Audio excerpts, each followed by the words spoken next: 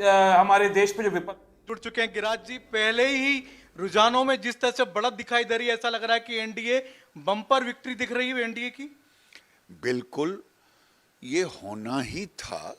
जब से चुनाव घोषणा हुई उस समय से ही लोगों ने मन बनाया था, जनता ने।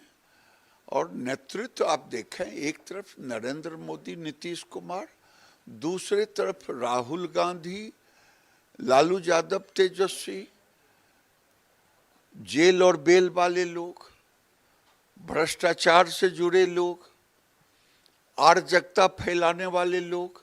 बिहार की जनता अमन, चैन, शांति के लिए वोट दिया है।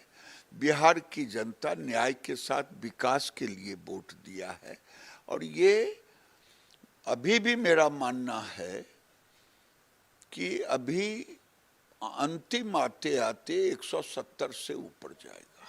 यानी आपको लगता है कि इस बार एक बार फिर से उत्तर प्रदेश के बाद बिहार में भी दो लड़कों की जोड़ी नाकामयाब हो गई? अरे लड़का कहाँ है? आप लोग लड़का लड़का बता रहे हैं। 60 साल के राहुल गांधी हो गए, आपको अभी लड़का दिखाई दे रहे हैं। ब्याह न करे तो लड़का है, अब कहाँ बाल बच्चा है कौन जानता।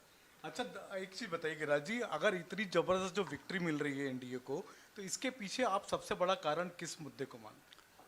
अमन, चैन, शांति, सामाजिक समरसता, विकास, न्याय के साथ। और मैं तो ये नारा दे रहा हूं, बिहार की जीत हमारी है, अगली बारी बंगाल की है।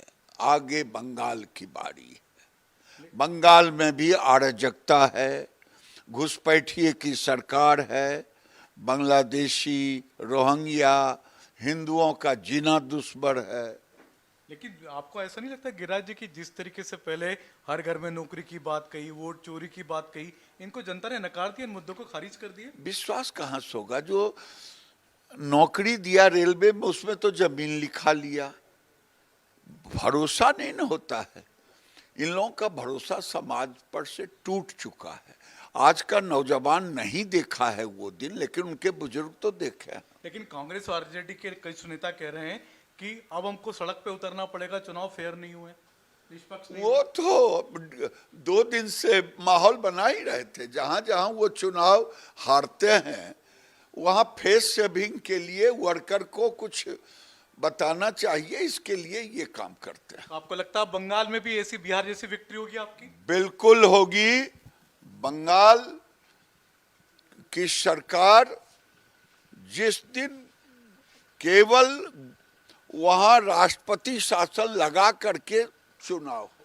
तो ये थे गिरिराज सिंह जी, केंद्रीय मंत्री गिरिराज सिंह, जिनका कहना है कि सीटें एनडीए के 160 के ऊपर जाएंगे। 170 का उनका आंकड़ा है, जो उनका इंटरनल अनुमान है। कैमरामैन अविनाश के साथ संजय शर्मा, इंडिया न्यूज, दिल्ली। बड़ा बयान कह सकते हैं कि निकलकर सामने आया गिरिराज सिंह का, जिस तरीके से उन्होंने जिक्र किया, दावा किया कि बंगाल में भी हम जीतेंगे, बिहार के साथ साथ बिहार को भी लेकर कहा कि 170 से ज्यादा सीटें एनडीए के खेमे में आएंगी। त्यागी जी हमारे साथ हैं लगातार। त्यागी जी, मैं आपका रुख करूंगा, जब आप प्लीज कंप्लीट करिए। लेकिन इस बीच गिरिराज सिंह और बीजेपी के बड़े नेता लगातार यही दावा कर रहे हैं कि 170 प्लस।